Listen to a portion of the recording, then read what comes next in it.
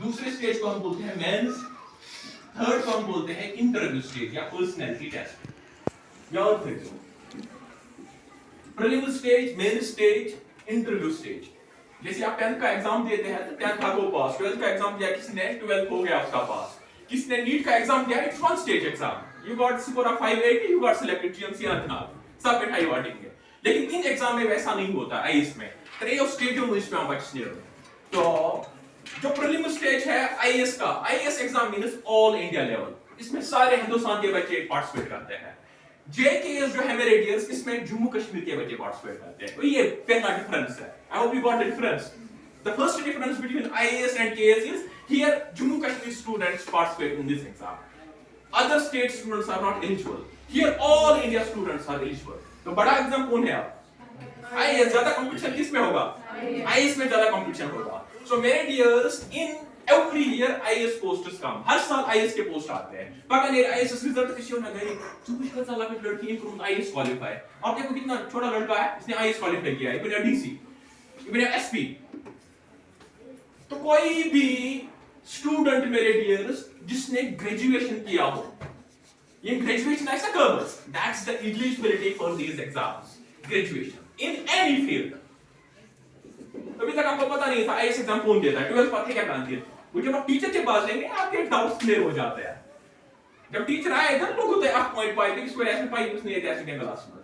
तो आपको ग्रेजुएशन करना है किसी भी फील्ड में, वो ये एग्जाम दे सकता है, आईएएस और केएस का एग्जाम। समझ आई बात? 12th के बाद कोई जाता है कॉलेज, ठीक है, करा बिजनेस एसपी कॉलेज, मैं जाती हूं दिल्ली कॉलेज, मैं जाती हूं मागाम कॉलेज, पटन कॉलेज। वो किस लिए जाती है? ग्रेजुएशन करने। सिर्फ माना I am doing BSc which is science में करना ग्रेजुएशन। कोई आपको बोलता है मैं आर्ट्स में ग्रेजुएशन कर रहा हूं, बीए। कोई आपको बोलता है कुछ एलएलबी करा, मैं बनूं लॉयर, वो लॉ पढ़ रही है, कानून पढ़ रही है। कोई आपको बोल रहा है व्हिच इज करा MBBS, MBBS she is going to GMC. तो MBBS is graduation, LLB is graduation, BSc is graduation, BA is graduation. उनके सारे graduation। कोई आपको बोल रहा है which करा BCom, कोई बोल रहा है which करा BCA, कोई आपको बोल रहा है which करा BTech। वो these are the different branch, हर एक अपना अपना branch है। BTech है तो इंजीनियर बनेगा, BCom है तो कॉमर्स का स्टूडेंट है, बिजनेसमैन बनेगा कल को, समझे ना? BCA है तो कंप्यूटर है, MCA करेगा तो कंप्यूटर मास्टर बनेगा, जो आपका कंप्यूटर यहाँ पढ़ाता होगा, BCA किया होगा उसने। So these are the different branches that you can take after your 12th class। खाली ही नहीं है, बहुत सारे बच्चे खाली इतना ही सोचते हैं कि शायद नीटी हो, डॉक्टरी हो, डॉक्टरी के अलावा डिफरेंट ब्रांच है। कोई बोलता है इसका बीएससी फॉरेस्ट्री, मैं जंगलात में शो, वाइल्ड लाइफ शो, कहां वाला बकर बीएससी एग्रीकल्चर, मैं एग्रीकल्चर शो, जब कुछ नहीं हो बात वीड को ज्यादा नहीं हो, क्वेश्चन की बात ही सुना होता है ना। तो ऐसे डिफरेंट ब्रांच है। ये ब्रांच कब पता हमें चलेंगे? जब हम अच्छे टीचर्स से सुनेंगे, अच्छे टीचर्स के साथ उठेंगे बैठेंगे। As long as you won't approach good teachers, आपको ये चीजें पता नहीं लगेगी। तो भाई सोच नीट इस पर पूछा दिमाग जो सोच गई, मैं ना भाई मैंने वो नहीं निकला। किसी बच्चे को अच्छा टीचर मिला होता है, तो ये भी है, ये भी ऑप्शन है, ये भी ऑप्शन है। बच्चा देखता है मेरी स्ट्रेंथ है, मेरा इंटरेस्ट है, वो जाता है उसी फील्ड में। तो जब आप ग्रेजुएशन करेंगे मेरे डियर्स, किसी भी फील्ड में, कोई करेगा साइंस में ग्रेजुएशन, कोई करेगा आर्ट्स में ग्रेजुएशन, कोई बीटेक करेगा, क्योंकि different branch you will take इंशाल्लाह इन योर लाइफ। तो फिर ग्रेजुएशन के बाद आप इस एग्जाम में बैठ सकते हैं। समझे ना मेरे डियर्स बात? मैं क्यों ये बात बोलना चाहता हूं इधर, क्योंकि जो आपका प्रीलिम्स है ना, प्रीलिम्स चासान गॉड स्टेज सा ऑब्जेक्टिव टाइप, क्या टाइप? और जैसे आपके एमसीक्यूज आते हैं 9th में, which among the following is correct? So one option is आप चीजें कहां खाओ फॉर नेशनल। आपको आएगा रिवोल्ट एक्ट, ये कर गया। तो there will be different dates, 1910, 1915, 1918, 1920. तो 1918 रिवोल्ट एक्ट।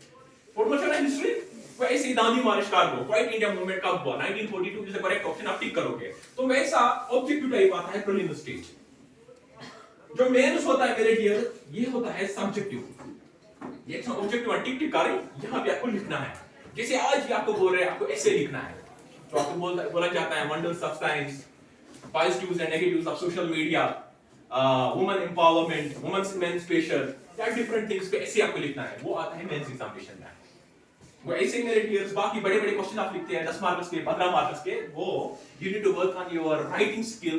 इससे ही मैं उसको मुनासिब लिखूं, मैं उस हैंडराइटिंग असल आती है। तो इन चीजों पे बच्चे को और से वर्क करना है, क्योंकि उसके दिमाग में है बड़े एग्जाम में सब्जेक्टिव होता है, लेकिन ऑब्जेक्टिव भी होता है। अब जो सब्जेक्टिव ये मेंस भी क्वालीफाई करता है 5-7 मिनट्स में रेडियस इंटरव्यू। तो यूजुअली हम नीट का एग्जाम देखेंगे, हम जेडब्ल्यू का एग्जाम देखेंगे, इट्स वन स्टेज एग्जाम। आपने किया तो आप बन गए, आप डॉक्टरी के लिए एलिजिबल हो गए, आपका जेडब्ल्यू एडवांस क्वालीफाई हुआ, सेकंड है आईआईटी, आप आईआईटी में जाओगे पढ़ाई करने, बीटेक करने। यहाँ पे आईएएस में वैसा नहीं है, ये स्टेज क्वालीफाई होगा, ये स्टेज क्वालीफाई होगा, थर्ड स्टेज में आपने मोबाइल पे देखा होगा आईएएस ने तुम्हारा बच्चा इंटरव्यू करा, दृष्टि आईएएस देखा है ना वीडियो, देखते हो ना।